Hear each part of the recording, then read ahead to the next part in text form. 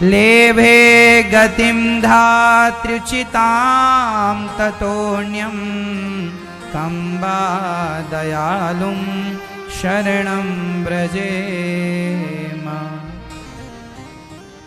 बड़े आश्चर्य की बात है कि भगवान ने पूतना मौसी का उद्धार कर दिया। देखो तो जरा, वह गति दे दी जो गति को बड़े बड़े संत तरसते हैं।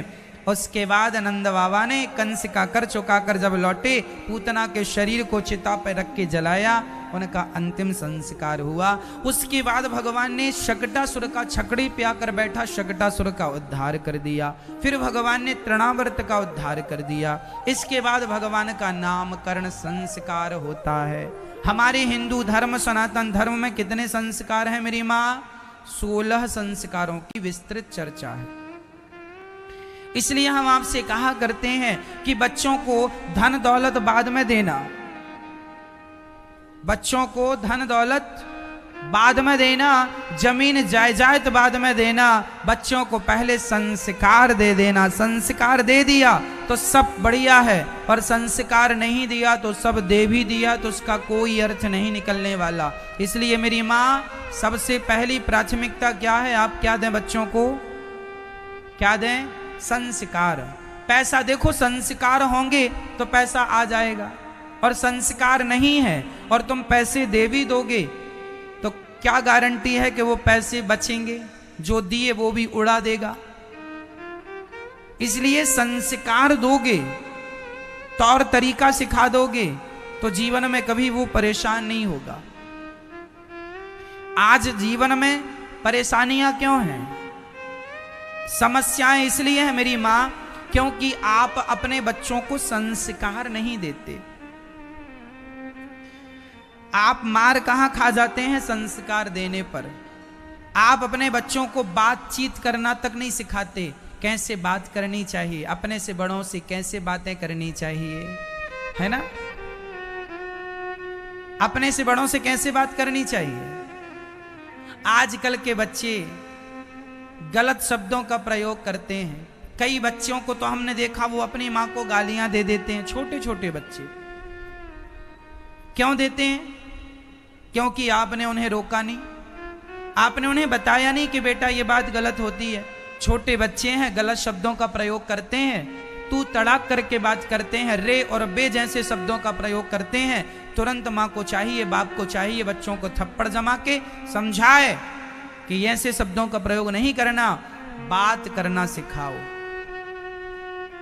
यही संस्कार हैं।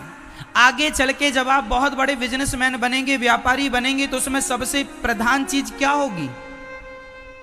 बोलो। आपकी बातचीत। हाँ या ना? आप जितनी अच्छी बातचीत कर पाते होंगे मेरी मां, सुलझी हुई बातें करनी चाहिए।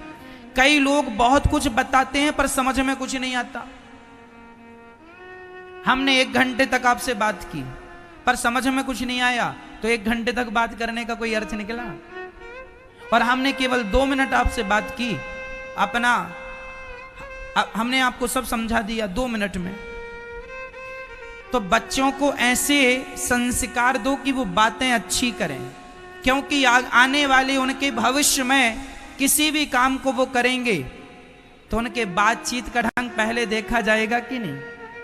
आप कैसे, आप अपने घर में कोई नौकर रखते हैं तो नौकर रखने के पहले भी आप उसके बातचीत का ढंग देखते हैं। गलत बातें तो नहीं करता, गलत ढंग से बातें करता हो तो आप नहीं रखते उसको, अच्छे से बात करे, उसको बोलने का तरीका आए। तो ये आप अपने बच्चों पर भी प्रयोग कीजिए, ये बच्चों के काम आएगा कल के लिए। आप बिजनेस करिए। अच्छा आज मैं बताऊं, आज बाजार में किराने की 10 दुकानें हैं, लेकिन कोई एक दुकान ज्यादा चलती है। कभी आपने गौर किया? बाजार में किराने की 10 दुकानें होती हैं। मैं एक छोटा सा एग्जांपल दे रहा हूं। बाजार में किराने की 10 दुकान होती हैं, लेकिन कोई एक दुकान ज्यादा चलती है। क्या आपने कभी सोचा नहीं कि ये दुकान ज्यादा क्यों चलती है? क्योंकि उस दुकान में जो बैठा दुकानदार है उसका व्यवहार अच्छा है, बोलने चालने का, बोलने का ढंग अच्छा है, वह इंसान की रिस्पेक्ट करता है, सामने वाले का आदर करता है, इसलिए ग्राहक उसकी तरफ जाता है कि यार ये हमारा सम्मान करता, आते हैं तो अच्छे से बात करता, हंसता है, हंस के बात करता है, ये कोई गलती हो जाए तो उसे स्वीकार करता है, सुधार करता है, ये हिसाब किताब का गलत आदमी नहीं है, बिल्कुल बढ़िया आदमी है, ना 1 रुपए ज्यादा लेता है ना 1 रुपए कम लेता, बराबर करता है। मतलब कुल मिला के आदमी को विश्वास जीतना पड़ता है। और ये विश्वास जीतना कहां से आएगा? बातचीत, आपका व्यवहार। आप जीवन में कितना भी तरक्की कर जाइए मेरी मां, आपका व्यवहार मरते दम तक आपके काम आएगा, हाँ या ना? इसलिए हम सभी को व्यवहार कुशल होना चाहिए। गृहस्थ जीवन में तो सबसे बड़ी जरूरत है व्यवहारिकता। लोग कहते हैं ना कि ये व्यक्ति बहुत व्यवहारिक व्यक्ति है। व्यवहार जानती हो मेरी माँ? जो बुलाए उनके घर सम्मान से जाना चाहिए। बुला रहा है, आदर से जाओ, हंसते हुए जाओ, उसके बारे में अच्छा कहो, वो आपको बुला रहा है, सम्मान करो उसका, हंसो। लोग तुमसे पैसा थोड़ी चाहते हैं, केवल होंठों पे स्माइल लेके चले जाना, सामने वाला खुश हो जाएगा। और कोई आपके घर आए तो स्माइल के साथ उसका स्वागत कर देना, भाई साहब आइए, गले लगा लेना, सामने वाला खुश हो जाएगा। कोई तुम्हारा धन लेने नहीं आता, सब अपना सम्मान चाहते हैं, इसलिए सम्मान देना सीख लो।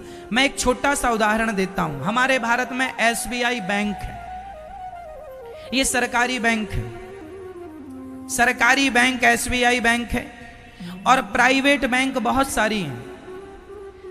सरकारी बैंक में लोग खाता केवल इसलिए खुलवाते हैं कि जो सरकारी नौकरियों से जुड़े हुए हैं तो वो सरकारी बैंक, क्योंकि उनकी पेंशन, उनकी तनख्वाह उसी बैंक में आती है। लेकिन सच्ची बताऊं मेरी माँ, SBI के जितने कस्टमर हैं, ग्राहक हैं, उनसे ज्यादा ग्राहक प्राइवेट बैंकों के पास हैं, हाँ या ना? कभी आपने सोचा कि क्यों? क्योंकि सरकारी बैंक का व्यवहार अच्छा नहीं होता सामान्य नागरिक के प्रति, हाँ या ना?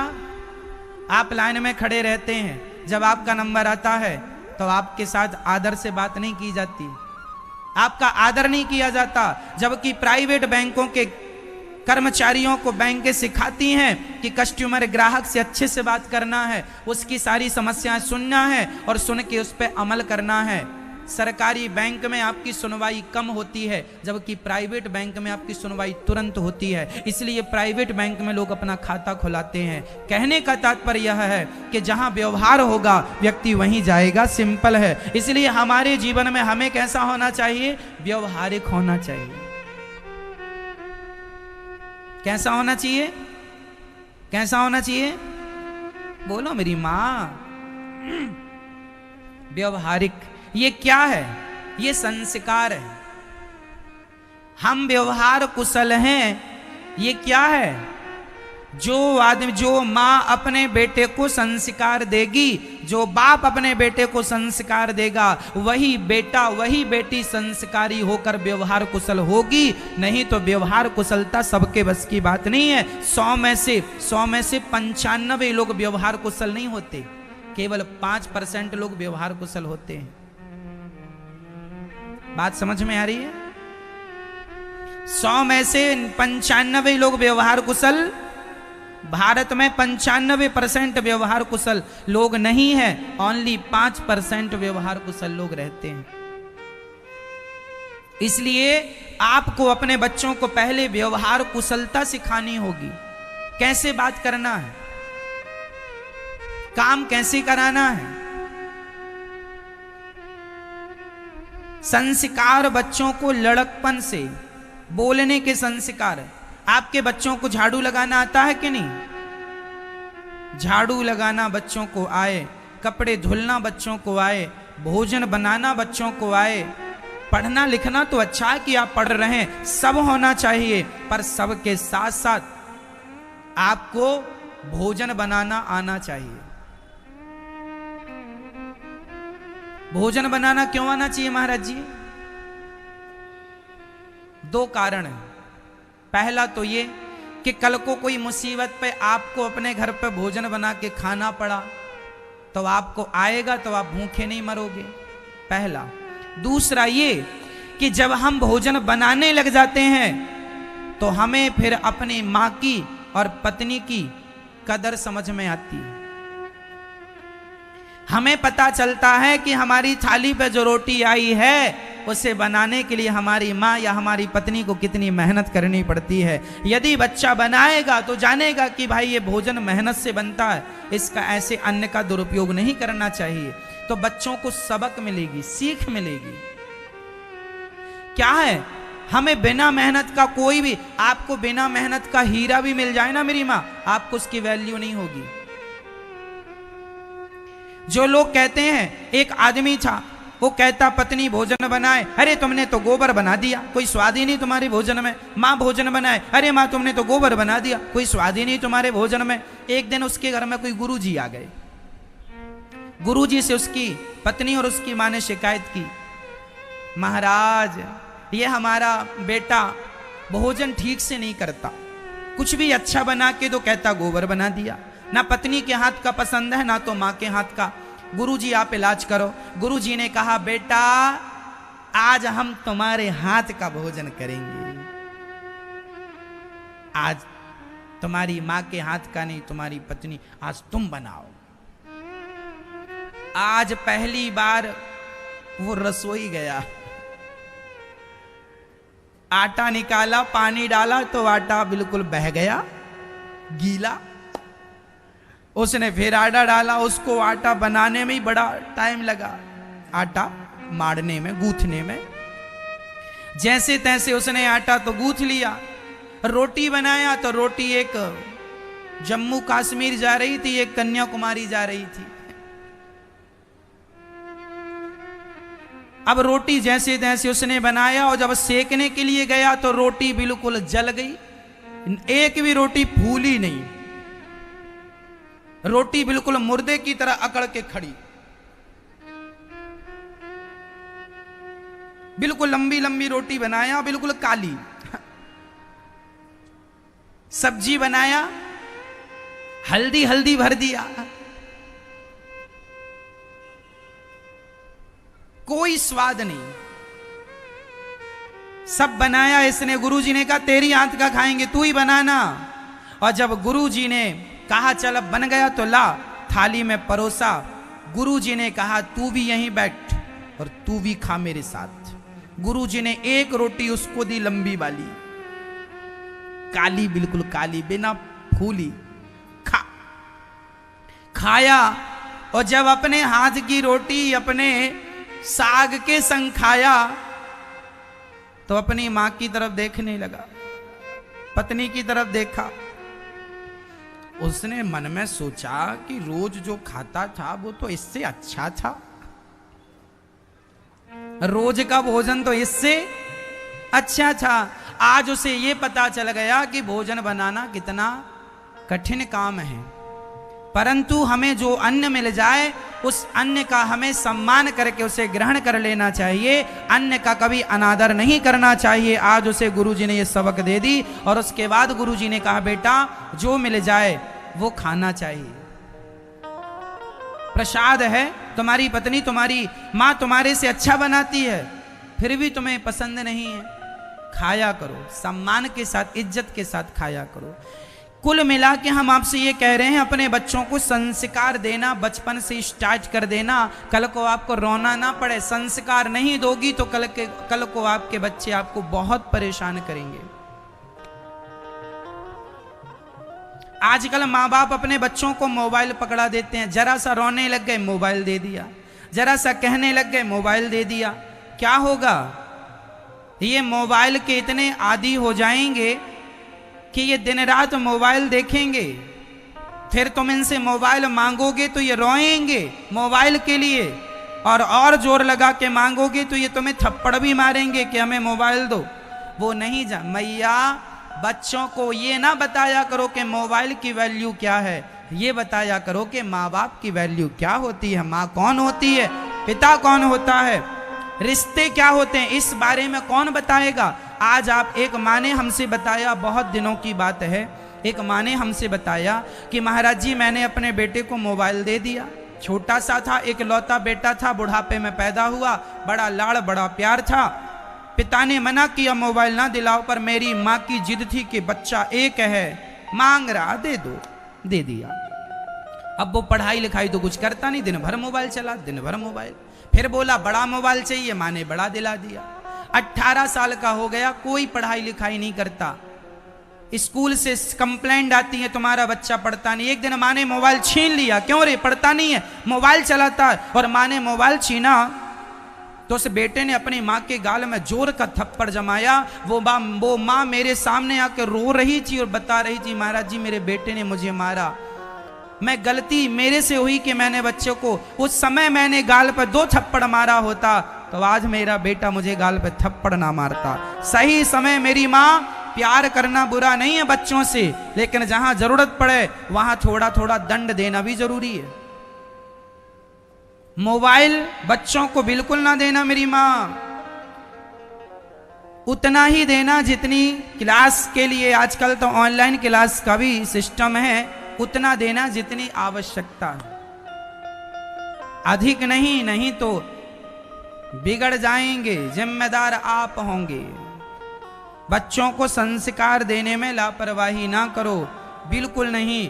कैसे बोलना, उनकी बातें कैसी हों, घर में कोई आए तो उनको प्रणाम करना सिखाओ। बच्चों को सिखाओ कि माथा रख के जमीन में माँ बाप को प्रणाम करते हैं। आप अपने बच्चों को गीता पढ़ाते हैं कि नहीं? मैया, कौन कौन माँ बाप अपने बच्चों को गीता पढ़ाते हैं, जरा हाथ उठाओ। रामायण पढ़ाते हैं, कौन कौन हाथ उठाओ। मत दो तुम और सो मन लगा के, करो लापरवाही।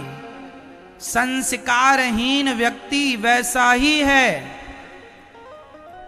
जैसे हंसों की सभा में कौआ की कोई शोभा नहीं होती। माता शत्रु पिता वैरी ये न बालो न पाठिता न शोभते सभा मध्य हंस मध्य बको यथा।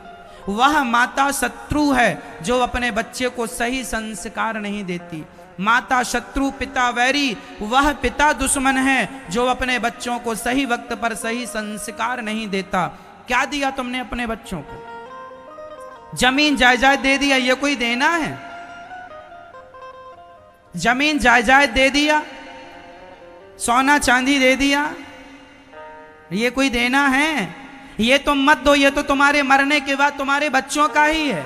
तुम्हारी जमीन, तुम्हारी जायदाद, तुम्हारा सोना, तुम्हारी चांदी तुम्हारे मरने के बाद किसका है? किसका है बोलो?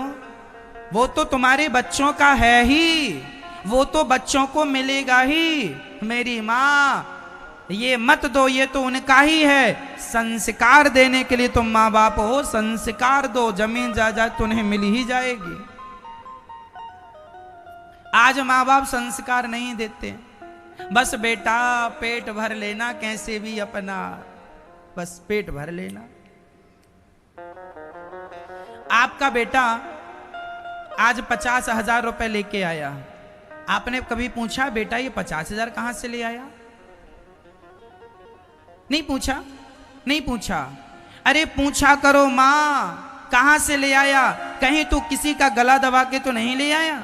कमाई करना बुरा नहीं है मेरी माँ, पर बच्चों को ये बता के भेजा करो कि बेटा मेहनत और ईमानदारी का ही धन लेकर के घर में आना, बेईमानी का पैसा इस घर में मत लाना। करोड़ों ही क्यों ना हो, करोड़ों मत लाना बेटा, तुम 50,000 ही लाना, पर मेहनत का लाना, ईमानदारी का लाना। ये कौन सिखाएगा? आप नहीं सिखाओगे, कौन सिखाएगा? आज देख रहे हो कितना भ्रष्टाचार बढ़ रहा है। ये भ्रष्टाचार करने वाले लोग भी तो किसी माँ के बेटे ही होंगे। काश उनकी माँ ने उन्हें सिखाया होता कि बेटा ईमानदारी से कमाना। हर माँ अपने बेटे को सिखाने लगे ईमानदारी का पाठ, तो भारत से भ्रष्टाचार समाप्त हो जाएगा। क्योंकि कोई ना कोई माँ तो होगी ना हर बच्चे की। लेकिन सिखाता कौन है? बस बेटा पेट भर लेना, किसी का गला दबाना हो दबा देना, मारना हो मार देना। आजकल तो लोग मजदूर से भी पैसे भ्रष्टाचार के ले लेते हैं।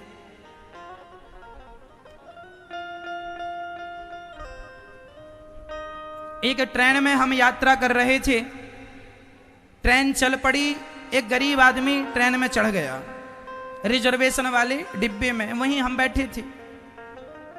टीटी ने देख लिया, हाँ जी टिकट।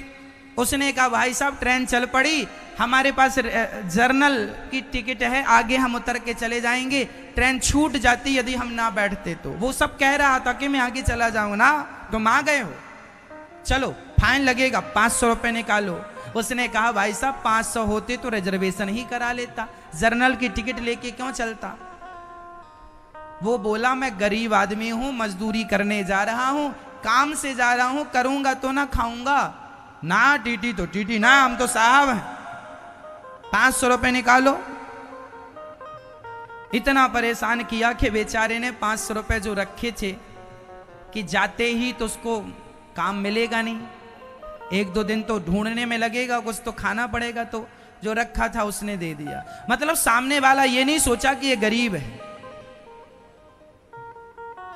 और ट्रेन में चढ़ गया तो कोई बहुत बड़ा कानून तो नहीं तोड़ दिया उसने। आज हजारों करोड़ रुपए बैंक का खा के विदेश भाग जाते हैं लोग, तब तो उनके ऊपर कोई कार्रवाई नहीं होती।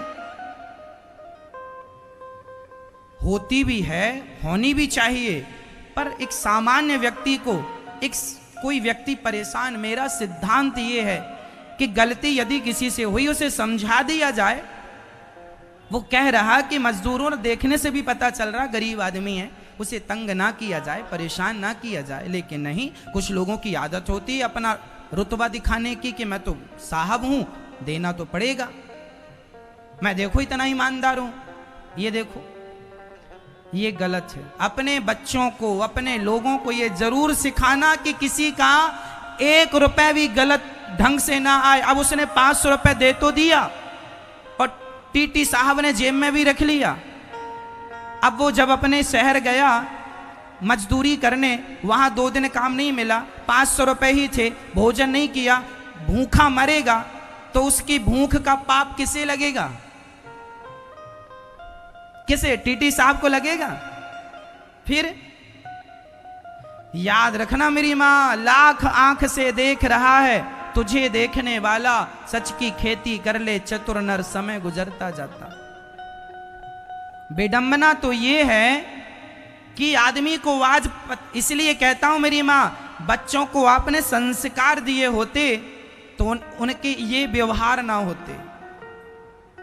ये देश के प्रति ये व्यवहार शोभा नहीं देता। हां, कोई गलत कर रहा उसे दंड मिलना चाहिए, पर ऐसा नहीं कि किसी का 500 ही था, तुमने 500 ही छीन लिए, और वो 500 तुम यदि अपने बच्चों को, उस 500 की यदि टॉफी, उस 500 का यदि कुछ तुमने अपने बच्चों का खिलाया, पचेगा नहीं साहब, नहीं पचेगा। इसलिए आज भारत में लोगों के पास पैसा बहुत है पर शांति नहीं है, इसलिए क्योंकि तुम्हारा पैसा गलत ढंग से आ रहा है। पहले ये देखो कि आपका पैसा कैसे आ रहा है, मेहनत का आ रहा है कि बेईमानी का आ रहा है। बेईमानी का ना आवे घर में, मेहनत का आवे। दे रही है सरकार, हमें तनख्वाह दे रही है, बहुत है। आज सरकारी अफसर को यदि सरकार 50,000 रुपए दे रही है तो क्या 50,000 से गुजारा नहीं होता मेरी मां? बोलो हाँ या ना। लेकिन आदमी की भूख लाख की है, और वो लाख पाने के लिए 50 सरकार से लेता, 50 भ्रष्टाचार करता। उसे लगता हम इससे बड़े आदमी हो जाएंगे। अरे तुम 50,000 सरकार का लेते और ईमानदारी से सरकार की नौकरी करते तो वो 50,000 ही तुम्हें सुख देता। तुम भले लाखों कमा लो, लेकिन वो लाख तुम्हें सुख नहीं दे सकता, शांति नहीं दे सकता। शांति तो उन 50,000 में ही है जो ईमानदारी से तुम्हें सरकार दे रही है।